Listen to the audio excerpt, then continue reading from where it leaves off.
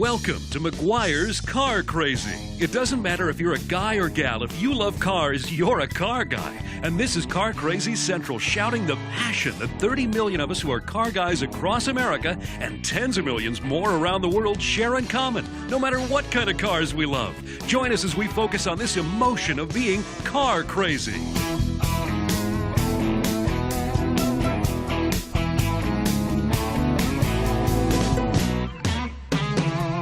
Welcome to Car Crazy Central, ground zero for monitoring the major events and personalities of the car hobby around the world.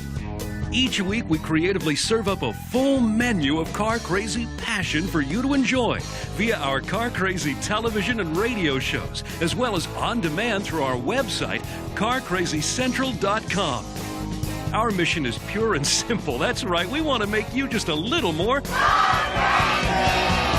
Sid Barrett, suddenly, he'd been holding a blues album with two players on it, Pink Anderson and Floyd Council. He just said, let's be Pink Floyd.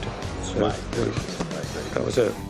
I have to say, Birdcage Maserati, terrific car, and I had a great, for me it was one of the best races I ever had. Won the race on the last corner of the last lap. I mean, mainly because the car was so good.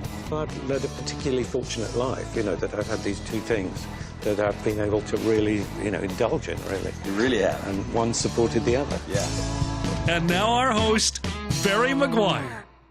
Hi, everybody, and welcome to another very special edition of Meguiar's Car Crazy, coming today from London, England, with my buddy Nick Mason, who, of course, we know is the drummer for Pink Floyd. I know as a car guy, and this is our world where we come in contact, and we met up 4 years ago or something at Goodwood, and I walked away and said, we have to do a feature with you because you express this passion for cars, and the way you express it is about as well as anybody I've ever heard. Well, I've led a particularly fortunate life, that I've had these two things that I've been able to really, indulge in, really. You really have. And one supported the other. Yeah.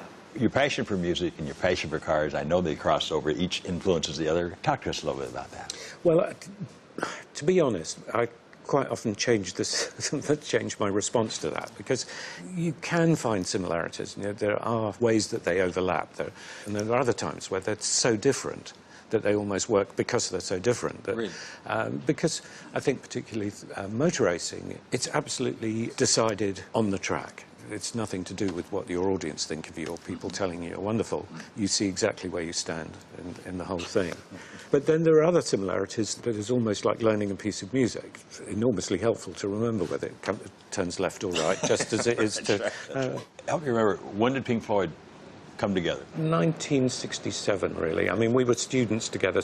We were all going to be architects in 1963. Really? Yeah, and it was really a college band that sort of took off from there.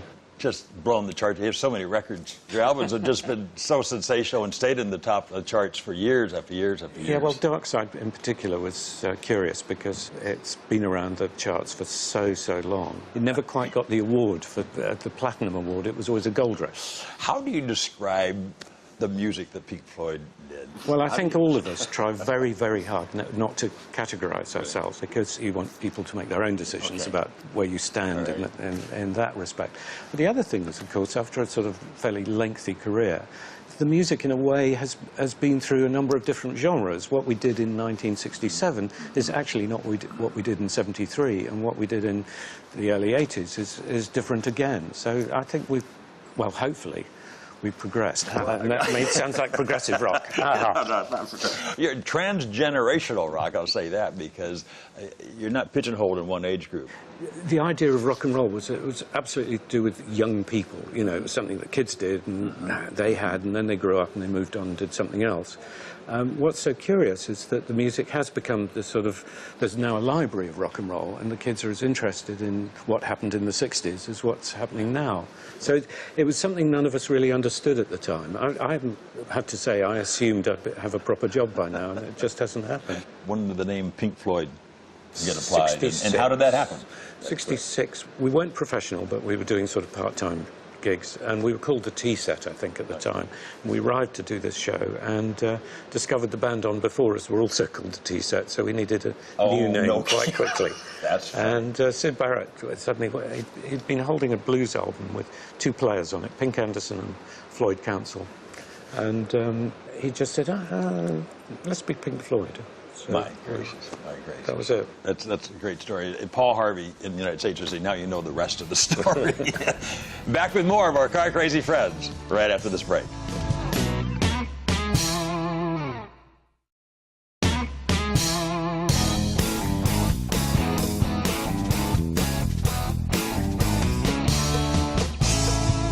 Welcome back to Meguiar's Car Crazy, here with Nick Mason, the drummer for Pink Floyd, talking about cars. Started for you, I'm always saying there, right? Train kids when they're young, get them exposed to cars when they're young. That happened to you naturally because of your dad. Yeah, my father was a film director for the Shell Film Unit, which was the petrol company, and they had their own film unit who was sent out to make films about the sort of things that Shell did. So he ended up making films about Le Mans, about the Mille Miglia, and then eventually he made a whole series of films, which was a history of motorsport. When you think back to those days, some of the first things it's like, wow, this is really cool. Well, for me, of course, it was very much to do with, you know, sort of having time with my dad, because he used to race himself, and he raced a vintage Bentley. So I saw the cars, a couple of which I own now. Now, you never fancied yourself to be a collector. You never set out to say, I'm going to amass a great collection of cars. That was never... No, I sort of fell into that because the plan was always to have a car in order to use it. And so once I started motor racing, the whole thing was about having a car that could be raced. And I assumed that I would then be selling that and moving on to something else. Fortunately or unfortunately, depending upon how you see these things, the music business came up. Ended up racing later than I would have done, perhaps. But on the other hand, I didn't ever have to sell the cars. Yeah, so this worked pretty well. The first car you bought was Austin 7. Austin, okay. Austin 7 Chummy, There we go. which is a really simple, tiny engine, 750cc. Cost me, well, $40. It was a great opportunity to learn something about car engineering, because most of it you could take off by hand. You didn't need engine hoists, you just had to pick it out of the car. That first racing experience, help us put in perspective with your music career. 73, and that was a pre-war Aston Martin. Okay. I fell in with a wonderful guy called Derek Edwards. He just got me racing. I mean, there were no race schools at the time. He just said, right, we go out, you follow me around, I'll show you the way around. You know. In fact, that was the car I raced at Laguna. You came to the Monterey Historics this year. You're on the lawn at Pebble Beach with your Ferrari. It was a great outing. GTO, I really enjoyed it. I've had my Ferrari GTO now for 30 years, something like that. And every time, as you approach the car, you enjoy what it looks like, and then you climb into it and you look over the bonnet, and you enjoy that as well. I mean, it's not something you get tired of. That was your first experience in total. Yeah. You'd not been there before. The Historics were terrific fun. I suspect you'll be back. I certainly hope so. Well, you want to talk about all your cars, because I mean, you have so many great cars, from the 250F Maserati to the Birdcage to the Bugatti race car to the Bernard, the 1901 Bernard. And we're going to talk about all those and how he found each one of them right after this break.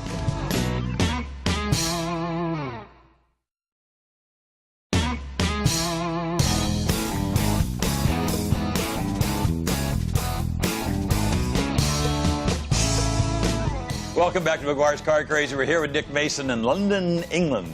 Of course, Nick being the drummer for Pink Floyd, and one of the greatest car guys I've ever spoken to, the way you speak it, and the cars you've amassed, of course. Let's talk about your cars a little bit, man. It's just, how many cars in total are we talking in your collection now? Well, it is a movable feast. I mean, at one point it had got to over 40, and then now it's probably sort of 35, 36. Picked several cars that you've had, why you picked them and restored them and then raced them. We can't go into all of them, obviously, but I know there's certain ones that are really dear to you. I have to say Birdcage Maseratis. Sounds rather spoiled, but I actually have two. I have the 2-litre car and the 3-litre car. One car was a restoration project. Bought the bits, started assembling it. I got to the point where I was so frustrated at not driving it, I bought another one that was ready to go and broke that almost immediately, and then had to revert back to the 2-litre. Terrific car, and I had a great, you know, for me it was one of the best races I ever had, which was a support race for a Grand Prix, where I won the race on the last corner of the last lap. I mean, mainly because the car was so good. I mean, was that your most thrilling racing experience? It was certainly one of them, but you can have thrilling races in any car. That's the great thing. You don't actually have to be in the latest Ferrari. You can be in a De Chevaux Citroën, and it's great. But for me, going to Le Mans probably was the most important thing, because it was... that had always been the sort of goal of where I'd like to get to. Was, you know, you're actually racing against your heroes. It's, the oldest car I've got is a 1901 Panhard, but which is a London to Brighton runner. We think it was originally a racing car. It has all the sort of good bits on it that suggest that it was. It's quite fast, isn't it? Oh yeah, it's quite frightening. And has virtually no brakes. For that era. Yeah. It's interesting because it was the year that cars suddenly became more sophisticated. You know, it's got a four-cylinder engine, it's got a steering wheel, and it's no longer got a racing body on it. In fact, it's actually got a three-piece suite sort of bolted like to a it. Touring Yeah, no, car. it's actually rather comfortable. How did you find the car? Well, funnily enough, that came from an American collection. It had been there for a while, and that was a car that came in beautiful condition. I mean, it looked wonderful at the time I actually bought it, unlike most of my cars, which Type 35 Bugatti, that took me about 7 or 8 years to complete. But when I first saw it, the guy who restored it, in fact, for me, said, well, you ought to come and look at it. And he took me down to the bottom of his garden, and there was an old shed there with what I thought was a steel ladder against it. And he looked at this and he said, there it is. That's the chassis. That's the chassis. Oh, my goodness. And we went from there. And, of course, all the parts aren't there. Let's talk about all the parts aren't there. None of the parts were there at the time. What do you do? In order for the car to have some originality, you assume or you look for the bits that go with that specific car. I mean, the interesting thing is, of course, I'd never driven a Bugatti in my life. So I was sort of assembling a car. I had no idea whether this was going to be the nicest car I'd ever driven or the scariest or what. There is something very nice about taking something that is really sort of lost and finding it. Lost is a good word. Yeah. And then finding it and putting it back and creating something or restoring something, and the line sometimes gets a bit sort of fuzzy. We have to talk about your 250F.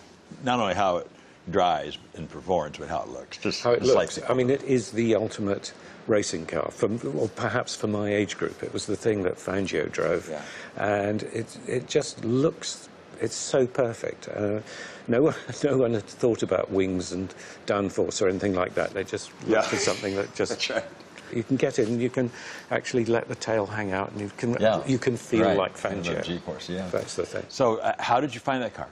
It's an absurd story, really. I was looking for an ERA, 1.5 litre blown English racing car, lovely car, and I managed to find one. American owned it at the time, but he said, "I'm only going to sell it to you if you take this other car off my hands," which was a 250F in pieces, of course. Oh, really? And I thought, oh, God. Here we go. Yeah, and I thought, no, I don't want to do this. So you got the 250F by default. So you go through the 2 years of restoration, from parts to finished car. You get it out on the track for the first time. What was going through your mind? What's that like? It's a great experience. I mean, in fact, of course, part of the time you're not really enjoying that moment because you're thinking, are the wheels going to fall off? Does it feel right? Will it go around the corner? What happens when you press the brakes? And inevitably, when you do press the brakes, the car goes off to one side or the other. So that first few times around, you're a little bit more technical than that. Back with more of our car crazy friends right after this break.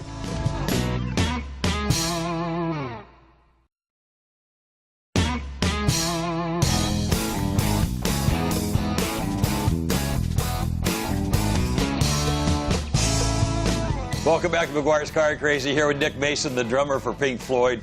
You have become really a spokesman, if you will. It's having such an impact on the hobby. I just want to thank you. Car craziest experience. I mean, you've had a lot of experiences. What comes to mind when I say that? Well, I suppose when I went to the Nürburgring for the first time, I managed to hook up with Derek Bell and took me under his wing and showed me the way around the circuit. It's something where you need a guide. It's not a quick trip. You spend the day, more or less, going round, and then you just get this one-on-one training. And you're both sitting in the car. You know, he'll drive it for a couple of laps, and then you drive it, and he's talking you through it, and so on. And that was fantastic. It was less fantastic for the Hertz rental car people who'd lent the BMW in the first place. When we took it back, I think every single light came on. Oil, gearbox. You know, so. Right. Push it to the levels. Back into the red line. Your book, Into the Red, fabulous, fabulous book. One of the great car guy books, because you not only capture the history of these great cars, but your passion and the whole interweaving, it brings these cars to life. It was fun to do the book, and it was interesting because we tried to sort of give it a particular point, which was to indicate sort of the way cars have changed. So we started with the Panhard, worked through the Bugattis, the Maseratis, up to more or less present day at the time. It's one of those fascinating things in the book is you take it and you help us understand the performance, all the stats for every one of these cars. The book is out of print now. Is there going to be a third edition here? We're definitely going to republish. Really? Yeah. And I'd like to add another 1 or 2 cars. So, I mean, bring it up to date. Just fantastic. I can't recommend the book strong enough. And now you're a writer of note as well. You have a regular article in Octane magazine. Well, I think after doing the book, I realized that actually I liked not only driving cars and polishing them and all the rest of it, but actually writing about them as well. So the editor of Octane, Robert Coucher, said, would I like to do a column? And I thought, oh, well, I'll do it for a little bit. And then I get more and more stuck into it. So I've been doing it for 2 years now. Robert's the best, and he's the chairman of our Meguiar's Award Selection Committee for the UK here. So we have that great appreciation for the magazine. It's nice to read your articles. No, well, as I say, it's fun, and also because the other columnists are fairly distinguished. They've got Sterling doing a regular column and Jay Leno doing a column. And so I like to sort of hang out with those sort of people. The fraternity of vintage car guys. Can you put the whole experience into perspective for us? The thing about it is that it encompasses so many different aspects. There are people who are restorers, people who want to get things back to perfection, other people who want to drive the cars, other people who... It's so many different things, but actually what you have is a group of people who really are custodians. There aren't enough museums to look after these cars properly. Most of them need such detailed work that you've got a sort of almost a museum system, but it's all privately done. That's right. Just a fabulous time to be with you. It really is. We'll catch up with you again later on down the line when you bring out the next edition of the book. We have to let our viewers know about that. Can't thank you enough, Nick, for sharing your time with us. What a great car guy. Nick Mason, the drummer from Pink Floyd, and now a great spokesman for the hobby and helping different events draw more people that aren't necessarily car guys or music guys coming in and then having the experience of what it's like to hang around car guys. So we're all into growing the hobby, and you're helping that about as much as anybody I know. So thank you for doing that. Pleasure. Isn't he great? Back with more of our car crazy friends right after this break. Let's find out how car crazy you are. The name Chevrolet is as American as apple pie and baseball. However, its founder, Louis Chevrolet, was an inventor, a car builder, a race car driver, and not from the United States. Can you name the country where Louis Chevrolet was born? Was it A, Canada, B, France, C, Holland, or D, Switzerland? We'll find out right after this break, right here on Meguiar's Car Crazy. We want to know how car crazy you are. The name Chevrolet is as American as apple pie and baseball. However, its founder, Louis Chevrolet, was an inventor, a car builder, a race car driver, and not from the United States. Can you name the country where Louis Chevrolet was born? Was it A, Canada, B, France, C, Holland, or D, Switzerland? Louis Chevrolet built his first prototype car in 1911 with Billy Durant and formed the Chevrolet Motor Car Company. He came to the United States in 1900 from Canada after growing up in France, but he was born in D, Switzerland in 1878. And if you knew this piece of biographical trivia, you must be car crazy. And now our host, Barry Meguiar. You know, I love reading your car crazy confessions, particularly when they come from our female viewers. This one today comes from Christine Vesley, and she writes, I'm 17 years old and was brought up and weaned on street rods. When I was 6 months old, I went to a parade with my older sister Connie and my dad in his chopped and channeled Model A coupe with a flathead. When my sister opened the door, I rolled out onto the curb, and I've been a rodder from that moment on. We three sisters spent a lot of time cruising the country in the back of Dad's '33 Chevy Woody. growing up, going to rod runs. My dad had a rod shop, and we moved from Long Island, New York to North Carolina for more room and more fun. This year, I'm a senior at Trinity High School, and for my senior project, I'm doing a project I call The History of Hot Rodding, and a fine example of it. Other than doing the written report using Dad's hardcover books and old rod magazines, and a phone call to the legendary Norm Grabowski, I actually built one. My father coached me and taught me how to use his tools and machines, but I did 90% of the work myself, and wow, am I proud of it. It's a 34 Ford pickup body channeled over a Model A chassis. I built a homemade bed from 16-gauge steel, and it sports a tube axle front end and a small block Chevy drivetrain. The only part that was stressful was that I only had 3.5 months to complete the project. So there were many, many late nights and total exhaustion after it was finished. But I got it done. I got an A in the project, and I'm very proud to be a car crazy nut. Christine Vasily. Well, thank you, Christine, for your letter and for providing conclusive testimony that not all car guys are guys. Actually, there are a lot of car guys who are very attractive ladies who have that proverbial gasoline running in their veins. They know their stuff and they know how to drive, and almost without exception, they're just like you, Christine, because their dad's a car guy and they love their dad. One of the best trends I'm seeing now is dads and moms driving across the state and across the country with their kids to attend a car show. When you go to car shows today, there are kids all over the place. I keep asking parents, is this your kid's first car show? And are you taking pictures? And they usually answer, no, this is not their first car show. And yes, we are taking pictures. And that's fantastic because they represent what the car hobby is all about and what it's going to be 20, 30, 40 years from now. And I have to tell you, this is a recent phenomenon. Kids were a rarity at car shows just 10 years ago. Your dad was special, Christine, because he kept you with him at the car shows when it wasn't in vogue to have your kids with you. The stereotype for car shows back then was all about guys and their cars. And there was your dad with you and your two sisters right in the middle of the action. And look at you now, an A student and a street rod builder. He has to be so proud. As the saying goes, you are a chip off the old block, and your story has made all of us just a little bit more car crazy. And for the rest of you, I want you to know that I personally read every car crazy confession that we receive. And you know what? Every single one of them is so, so special. If you haven't sent me your story yet, why not do it this week?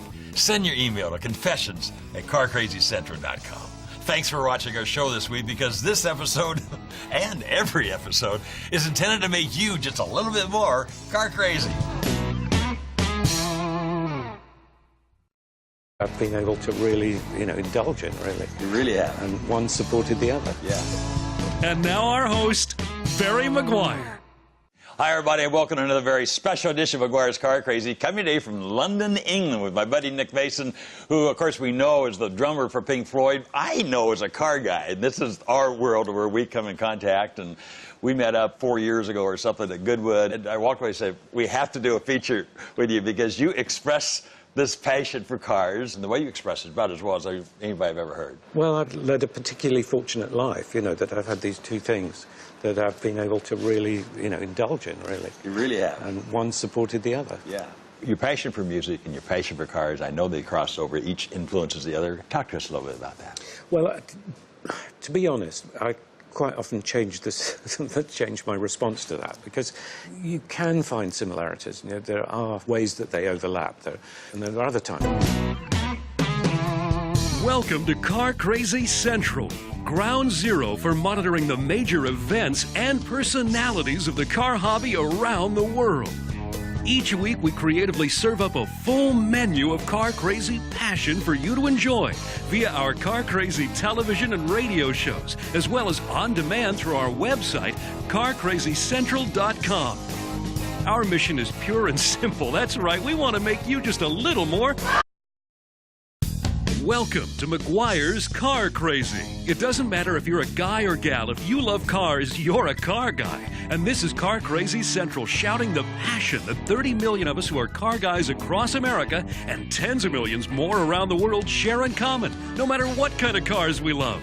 Join us as we focus on this emotion of being car crazy.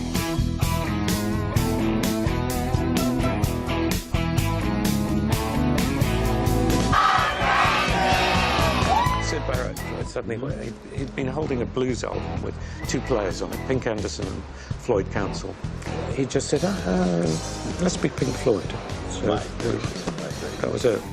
I have to say, Birdcage Maserati, terrific car, and I had a great, for me it was one of the best races I ever had. Won the race on the last corner of the last lap. I mean, mainly because the car was so good. I've led a particularly fortunate life, that I've had these two things that